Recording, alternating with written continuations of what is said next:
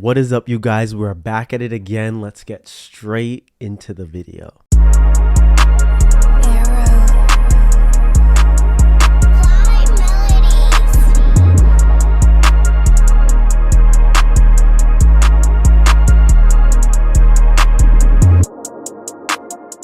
I haven't been making a lot of videos on past life memories because honestly, in my opinion, I thought these were something that I keep to myself. And especially since it sounds crazy as hell to people that aren't here yet, it's like, all right, let me just gather up myself and do my thing and express all my understandings of myself and who I am just throughout who I am now. But then I thought, you know what, it'll be helpful to talk about it. So that's what I'm going to do now. For those who know me, you know that my main element is fire. Now, of course, we have a balance between all the elements, but you'll notice that one element seems to be stronger than the others. And that for me was always fire. When the winter started to come, for some reason this year, I started to get more of a draw and love for winter and the cold. I would even leave my window open and I loved ice. And for years, I loved the idea of an ice warrior or an ice queen or ice king. I love that type of stuff. And like the whole ice empire was so cool to me, and silver hair especially. But I never knew why. I just thought it was interesting and I just kept going on my fires journey. But I realized the reason why I was guided to fire first and understanding of that part of myself first was because of the past life timeline and how things go. So for those who are in 5D consciousness, you're aware that you're basically reliving all your lives here on Earth in a same metaphorical way. Let me put it like this. So say you way back in galactic history were taken advantage of when you were younger, and then when you got older and in your other lifetimes, then you use that as power. You'll notice that happens here on Earth. And so for me, I was always drawn to fire. First, when I was younger, I was always into earth, as you guys know, and then I was into the air, and then I got my fire mode, which helped me defeat basically all the bullying and all the tension and things I faced in life. And then I started going more into water a little bit. Of course, I love fire the most, but I vibe with water and ice, and I'll start to get into that. And then the winter came, and I just loved the winter, and I never knew why. I just loved it. The Galactic Federation sent me on a mission to Toronto, and they were giving me a whole bunch of insight about Toronto and all that. Everywhere they kept telling me about the North. They kept telling me the North, and the North remembers. And it reminded me of not just about the Starks in Game of Thrones. And you already know how the Starks was, the story of them is very similar to the Lyrans and how things laid out for the Lyrans. But the ice part I never understood, because I knew in watching Game of Thrones in that part that played a part in these memories too, and how they said the North remembers. And I'm like, that reminds me of Never Again, our Lyran quote, and how we would always say, we'll never forget. And when I was in Toronto, this was everywhere. It was like, we the North and Never Again. And we remember. I was like, what the hell is going on? So after I'm seeing this, I'm like, all right, universe, all right, GFL, y'all is telling me all this. Now get me into the point. Like, where we at now? Where we going? And then I got this memory of a planet called XR23. And it's essentially an ice planet that's completely ice, all ice. And it's considered a planet that's useless because it's so ice.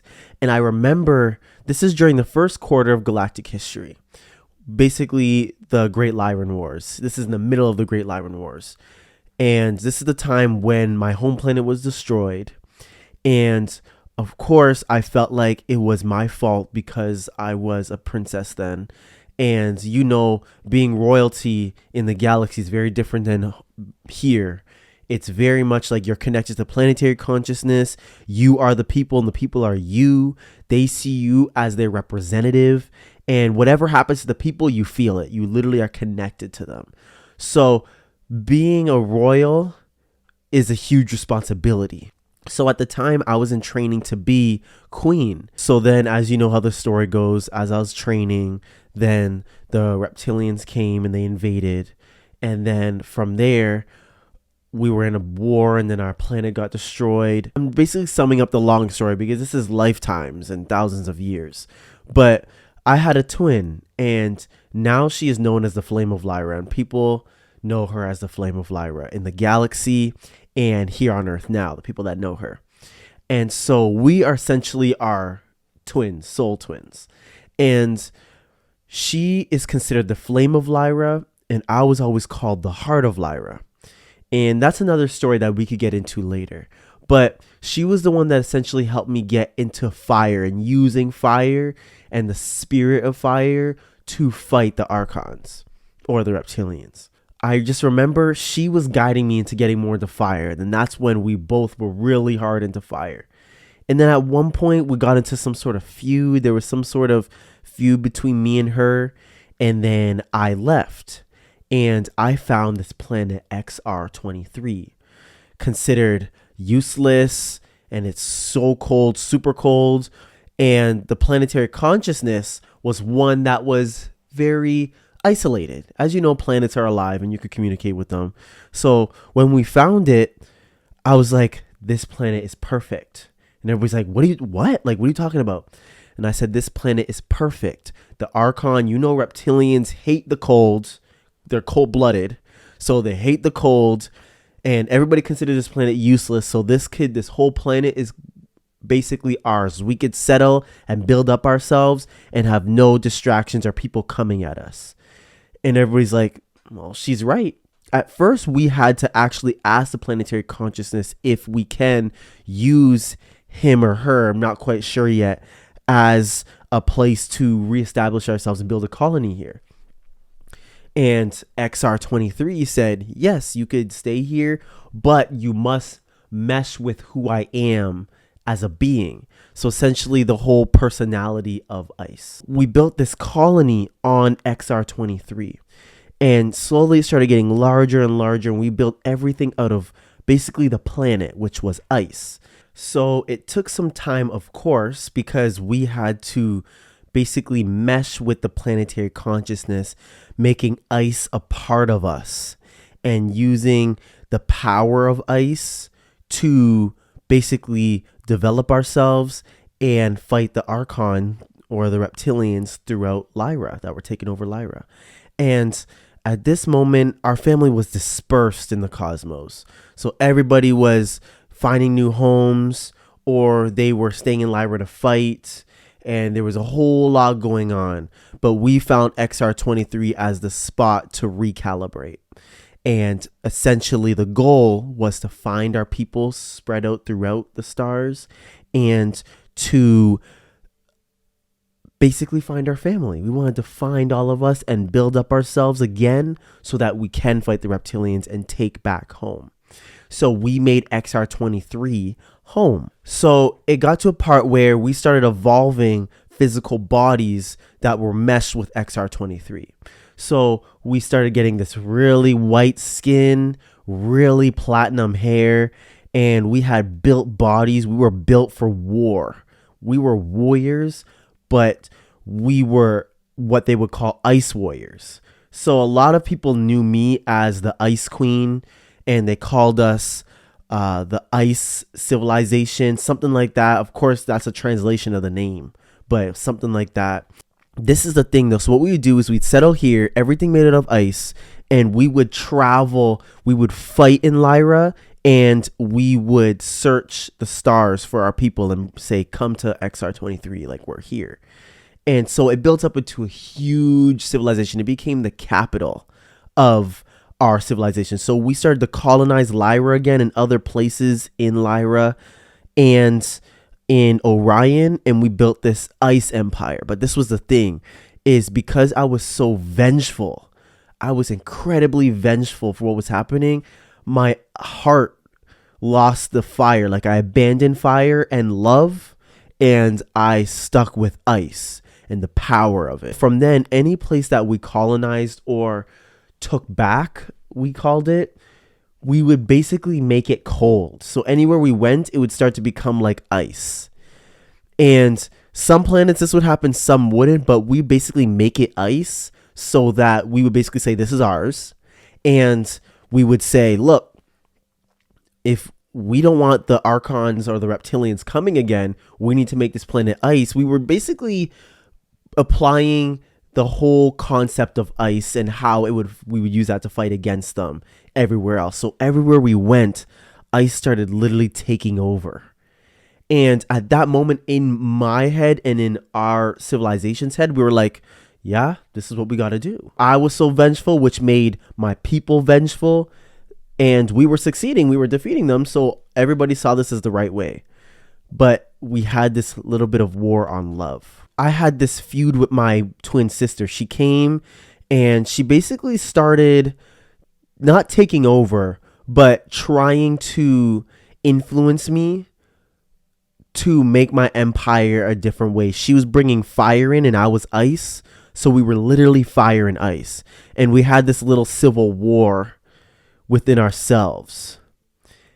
And it was interesting because we were still fighting around Lyra and taking it back, and we were succeeding and we were saving a lot of people and meshing them into our ice civilization.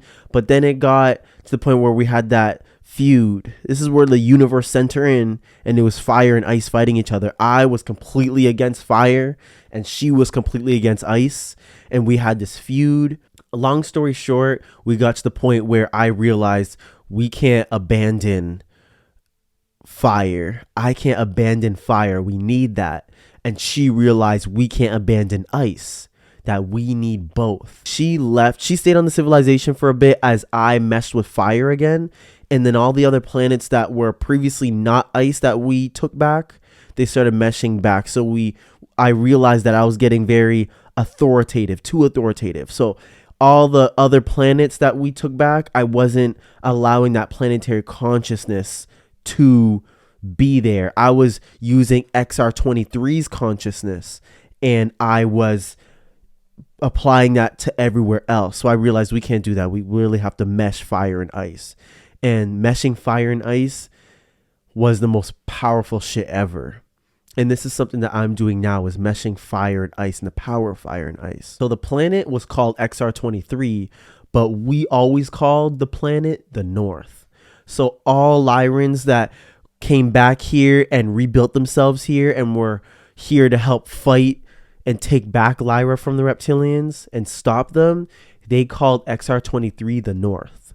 And we would always say the North remembers. And so even the reptilians knew us as the North, and they hated the cold. They hated us. Of course, they already hated us as Lyrans, but we used ice as a way to fight them. It was cool because I was the Ice Queen for a very long time. And then I had to do more missions and assignments around the galaxy. And we still call XR23 the North. The North is like power. It's like the most powerful place. It's the core, like the place we respect so much because it helped us recuperate to get ourselves in power to fight. And it is basically, we still consider it the capital. When I astral projected there, I only got acquainted because I'm just remembering it now. So I was excited to go there, get acquainted with XR23, go to the North, and mesh with my ice dragon higher self. So now I realize I don't just have a fire dragon higher self, which you guys see I got the rune for it, but I have an ice dragon higher self, which I never would have expected. The fact that ice is the complete opposite of fire, it's literally the opposite of fire. They're considered opposites. So it's literally yin and yang. And this is one of the coolest stories ever from my soul history. When I astral projected there to get acquainted, they were like, yo, welcome. Oh my God, the love I have for my people there and the planet. It's so overwhelming, man. Oh my God. I only got to astral project there last night to get acquainted because I also had some other stuff I wanted to do in the astral. But I was just supposed to get acquainted so then I could, because I still have to mesh with my ice dragon higher self and still am meshing with ice in general. But going there, it's so beautiful. Everything's made out of ice. The people are basically ice people in a sense that we've evolved to be meshed with ice. Wow, it's beautiful. It's really amazing. I hope you guys enjoyed this. This is part of my soul history and now from my understanding, what I'm always told by the GFL now, I need to start making videos about everything. So even my soul history, I need to start making videos about, and this is just the start. So I hope you guys enjoyed this one, and I'm gonna see you soon. Peace out.